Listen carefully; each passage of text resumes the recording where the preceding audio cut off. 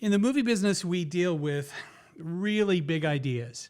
So it has to be something that's really threatening the entire planet, or they're basically not interested. Okay. So obviously, we got that. Now, two of the movies that I created or helped to create were Outbreak and Armageddon. Outbreak is about a global pandemic. It's actually a pretty good movie. It's got Dustin Hoffman and Kevin Spacey and Morgan Freeman and some other great actors. You guys should see it if you haven't seen it already. And then the second movie I made a few years later, or helped to create a few years later, was Armageddon. That one kind of went off the rails, pretty far removed from what I had tried to create. When I start to work on a project, I always ask myself, what would really happen? And so I want to talk to people like you. I want to find, like when I was researching Armageddon, I went to talk to an astronomer at Harvard whose name was Brian Marsden. And he was the guy who actually tracks the orbital trajectories of new planetoids, okay? And I talked to him for 6 hours one day, and that was the most intense conversation I've probably ever had in my life. And he tried to tell me as much as he could in one afternoon about how that process goes forward. Well, I love that stuff, and I tried to put that in the screenplay. Unfortunately, they got a director named Michael Bay to do that one. And as you know, there wasn't a whole lot of science in Armageddon.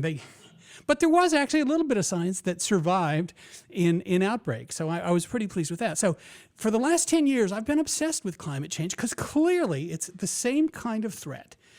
The problem, and Mike Roddy is the one who actually got me interested. Mike Roddy gave me a book to read about 10 years ago called 6 Degrees, I think it was. It was a fascinating book. Some of you guys have read it. You're nodding, okay.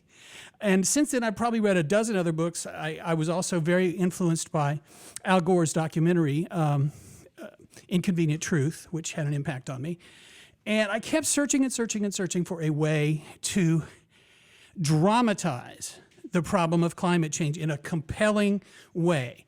The problem is that in a movie, you got to have a disaster that's happening right now. It can't take 50 years. That's not a movie. That's something else. And so what I'm doing now is actually something else. I've decided you simply cannot dramatize this. I wrote one screenplay called The First Wave, which was about a sudden disaster. It was about the notion that the Greenland ice sheet slides off the Greenland continent, Greenland island, overnight. It happens like that, and it creates a huge wave. And of course, all the scientists say, well, it couldn't slide off overnight. And I said, yeah, but this is a movie. Okay. So it slides off overnight, and there's this huge wave that comes down and basically inundates the entire city of Boston out to Route 128. And 300,000 people die in about 15 minutes. That's bad. That gets the people's attention because the wave doesn't stop there. It's going to keep going south, and eventually it's going to hit South Florida. And everybody knows what's going to happen to South Florida. So I thought, well, this is kind of a cheat because I'm using a premise that's not totally believable, but nevertheless, it does dramatize what will really happen in the end, probably long after we're gone. South Florida will be gone.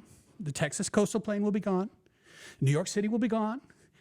Washington, D.C. will be gone. It'll be a scuba park, perhaps. They'll visit, we'll go visit the Jefferson Memorial with scuba gear on. And, we'll go visit the Liberty Bell in Philadelphia with scuba gear on. And the Central Valley of California will be flooded all the way up to, I forget where exactly, but near Fresno. It'll be badly flooded. Anyway, that stuff all takes time. It's going to take years and years and years. So what I'm doing now is a little different.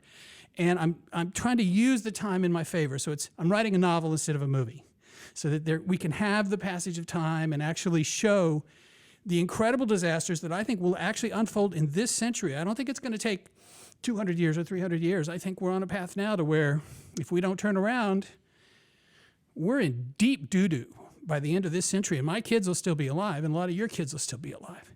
So hopefully get something done before too long. Thanks.